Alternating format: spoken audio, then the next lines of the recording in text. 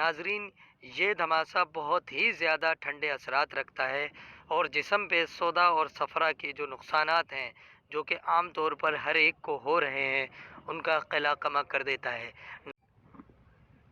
نحمدہ ونصلی ونسلم علی رسولہ الکریم، اما بعد، فاعوذ باللہ من الشیطان الرجیم، بسم اللہ الرحمن الرحیم۔ ہربل حفظ کی جانب سے حکیم محمد علی شیخ کا آپ کو السلام علیکم ورحمۃ اللہ وبرکاتہ۔ سامعین، امید کرتا ہوں سب خیر و بعافیت ہوں گے۔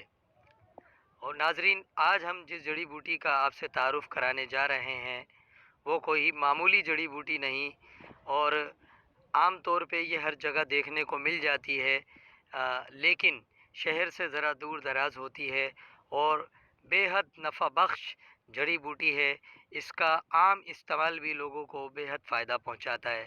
جی ناظرین، یہ جو آپ کے سامنے پودا دیکھ رہے ہیں آپ، یہ پلانٹ سامنے جو آپ کے موجود ہے، یہ دھماسہ جڑی بوٹی ہے جسے انگریزی میں فوگونیا عربیکا بھی کہا جاتا ہے۔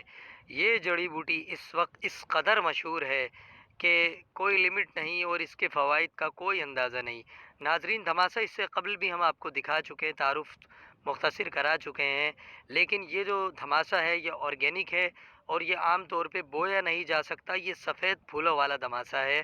اس سے قبل جو ہم نے آپ کو دھماسہ دکھایا تھا وہ گلابی پھولوں والا تھا، یا آپ یہ کہہ لیں کہ پرپل پنکھڑیوں والا دھماسہ تھا۔ یہ سفید پھولوں والا دھماسہ ہے۔ ناظرین، یہ دھماسہ بہت ہی زیادہ ٹھنڈے اثرات رکھتا ہے اور جسم پہ سودا اور صفرا کے جو نقصانات ہیں جو کہ عام طور پر ہر ایک کو ہو رہے ہیں ان کا قلع کما کر دیتا ہے۔ ناظرین، بے شک یہ ٹھنڈا ہی کیوں نہ ہو، لیکن اس میں یہ خوبی ہے کہ یہ بلغمی مرضوں میں بھی نقصان نہیں پہنچاتا۔ اللہ تعالیٰ نے اس میں ایسی خوبیاں پنہا رکھی ہیں کہ ہم جس قدر چاہے ریسرچ کر لیں ہم اس کی تہ تک نہیں پہنچ سکتے۔ ناظرین، دھماسہ جڑی بوٹی سفید پھولوں والا جو آپ کے سامنے اس وقت موجود ہے، جو حکیم محمد علی شیخ آپ کو تعارف کرا رہے ہیں، اس کے یہ خواص ہیں کہ آدمی کو اگر کوئی بھی گلینڈز آؤٹ ہو جائیں یا گلینڈز اس کے پھول جائیں، یا کوئی بھی تھائرائڈ گلینڈز الغرض کسی بھی گلینڈز میں کوئی بھی فالٹ آ جائے، چاہے آپ کی کوئی بھی رپورٹ میں گلینڈ آؤٹ ہو رہا ہو یا پھول رہا ہو یا سوج رہا ہو یا ورم ہو رہا ہو، آپ دھماسہ جڑی بوٹی کا آپ اس کا قہوہ استعمال کریں گے اور دیکھیں گے انشاءاللہ پہلی ہی خوراک میں یا پہلے ہی قہوے کی پیالی میں آپ کو فائدہ پہنچے گا۔ اس کے علاوہ گلہڑ اور جو کنٹھ مالا خنازیر جیسے موذی امراض میں بھی اس کا خاص فعل ہے۔ اس کے لیے آپ اس کا شربت استعمال کر سکتے ہیں۔